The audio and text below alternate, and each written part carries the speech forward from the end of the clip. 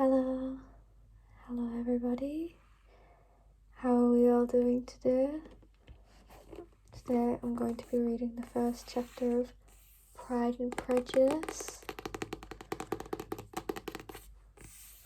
Some book noises, tapping, page turning, all that good stuff.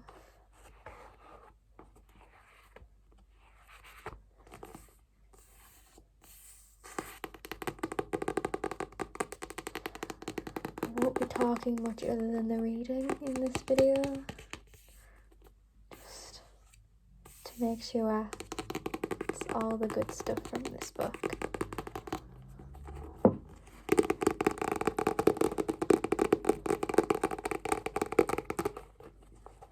Right, we get started. Now I'll have to find the page because there's a lot. Very long introduction.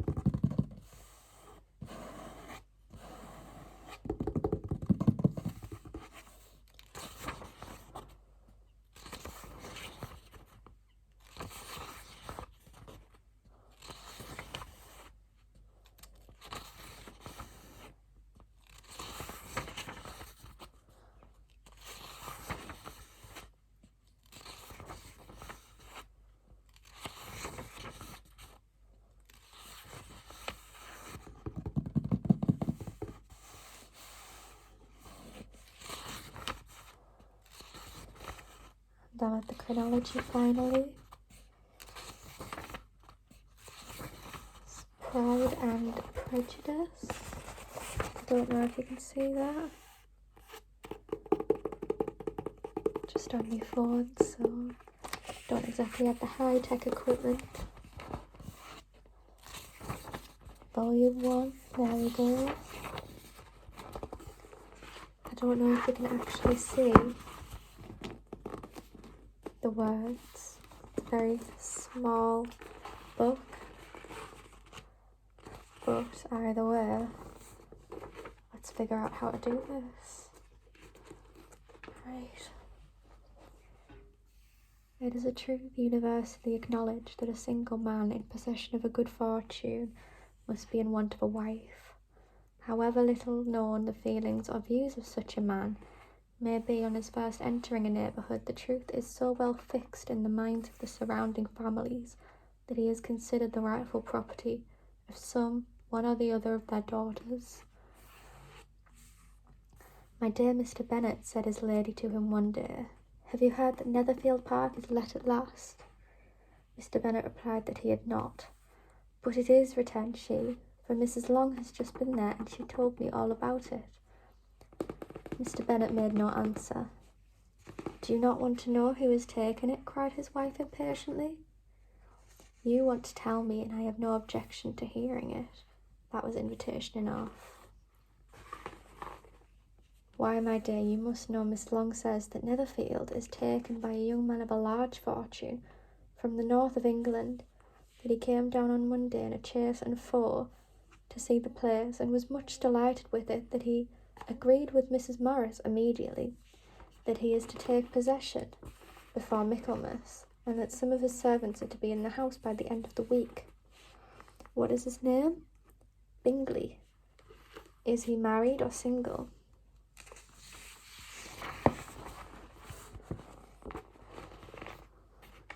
Finding it quite hard to properly hold the book. "Oh, single, my dear, to be sure. A single man of large fortune, 4,000 or 5,000 a year. What a fine thing for our girls." "How so? How can it affect them?" "My dear Mr. Bennet," replied his wife, "how can you be so tiresome? You must know that I am thinking of his marrying one of them." "Is that his design in settling here?" "Design? Nonsense, how can you talk so? But it is very likely that he may fall in love with one of them, and therefore you must visit him as soon as he comes." "I see no occasion for that. You and the girls may go, or you may send them by themselves, which perhaps will be slightly better, for you as are handsome as any of them. Mr. Bingley might like you the best of the party." "My dear, you flatter me. I certainly have had my share of beauty, but I do not pretend to be anything extraordinary now. When a woman has 5 grown-up daughters, she ought to give over thinking of her own beauty. In such cases, a woman has not often much beauty to think of. But my dear, you must go, indeed, and see Mr. Bingley when he comes into the neighbourhood. It is more than I engage for you, I show. But consider your daughters. Only think what an establishment it would be for one of them. Sir William and Lady Lucas are determined to go merely on that account, for in general, you know they are no newcomers. They visit no newcomers. Indeed, you must go, for it will be impossible for us to visit him if you do not. You are over scrupulous, sir. Surely, I dare say Mr. Bingley will be very glad to see you, and I will send a few lines by you to assure him of my hearty consent to marrying whichever he chooses of the girls, though I must throw in good word for my little Lizzie. I desire you will do no such thing. Lizzie is not a bit better than the others, and I am sure she's not half as handsome as Jane, nor half as good-humoured as Lydia, but you are always giving her preference. They have none of them much to recommend, replied he. They are all silly and ignorant, like other girls, but Lizzie has something more of a quickness than her sisters. Mr. Bennet, how can you abuse your own children in such a way? You take delight in vexing me. You have no compassion on my poor nerves. You mistake me, my dear. I have a high respect for your nerves. They are my old friends. I've heard you mention them with consideration these 20 years at least. Ah, you do not know what I suffer, but I hope you will get over it and live to see many young men of 4,000 a year come into the neighbourhood. It will be of no use to us if 20 such should come, since you will not visit him. Depend on it, my dear, that when there are 20, I will visit them all. Mr. Bennet was an odd mixture of quick parts, sarcastic humour, reserve and caprice, that the experience of 23 years had been insufficient to make his wife understand his character. Her mind was less difficult to develop. She was a woman of mean understanding, little information, and uncertain temper. When she was discontented, she fancied herself nervous. The business of her life was to get her daughters married, its solace in visiting and news. Now that is chapter 1. I can do some page turning, some stretching.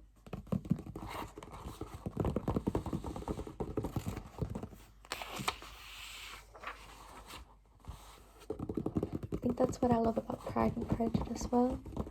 The chapters are quite small compared to other books. So I know chapter 2 was only, I think, 2 or 3 pages there. Makes it very easy and quick to read, because you feel like you're getting through it very fast. There's no real impatience about it.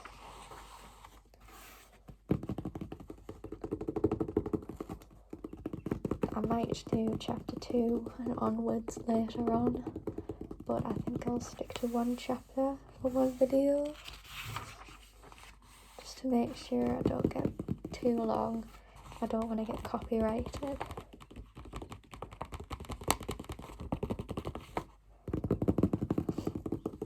I don't want to get copyrighted for the audiobook.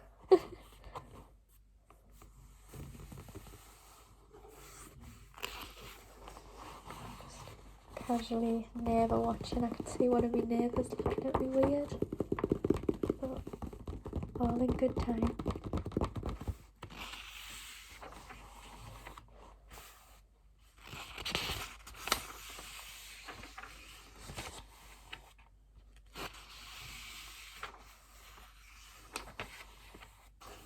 This isn't actually my room.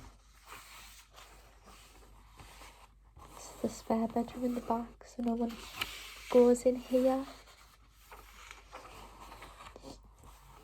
I assume she's finding it unusual that I'm just stood at the window.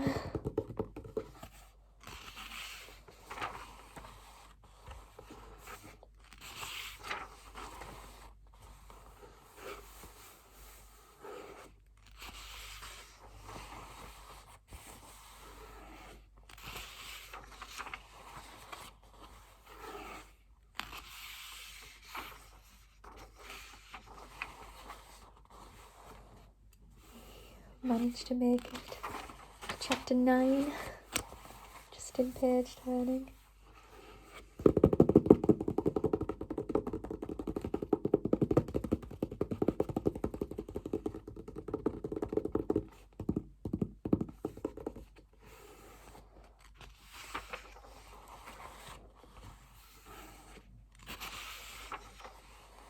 Right, I think that might be enough page turning for now. Do some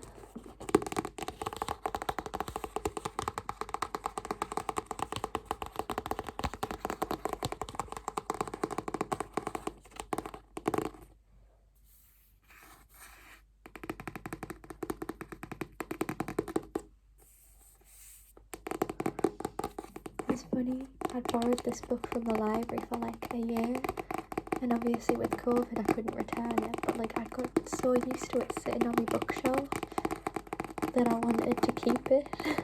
So I bought this version and I've returned the other now, but I was determined to not get rid of it. I even have its own little Spider-Man, I've forgotten the word for it now. Bookmark, that's what it is. I got this one and another one. They have little tassels. I love them. Because I'm actually on chapter 22, so we'll find that. I don't think that's 29.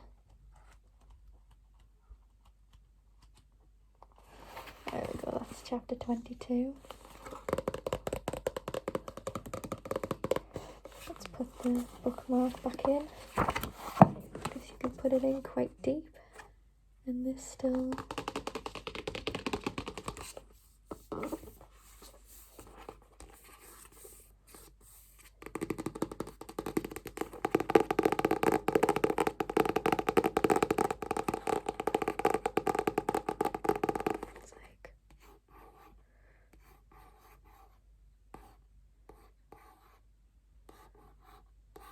Pride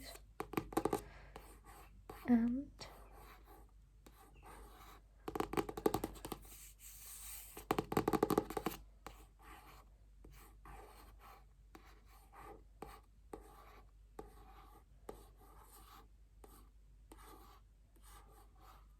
Pride and Prejudice by Jane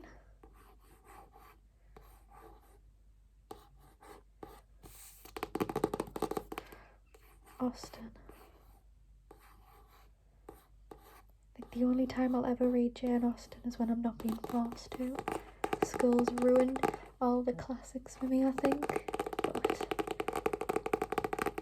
I actually really do like this one. And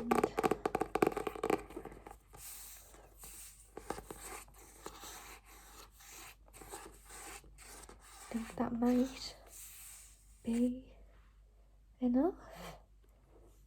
Let's say goodbye, and I'll see you next time. Bye.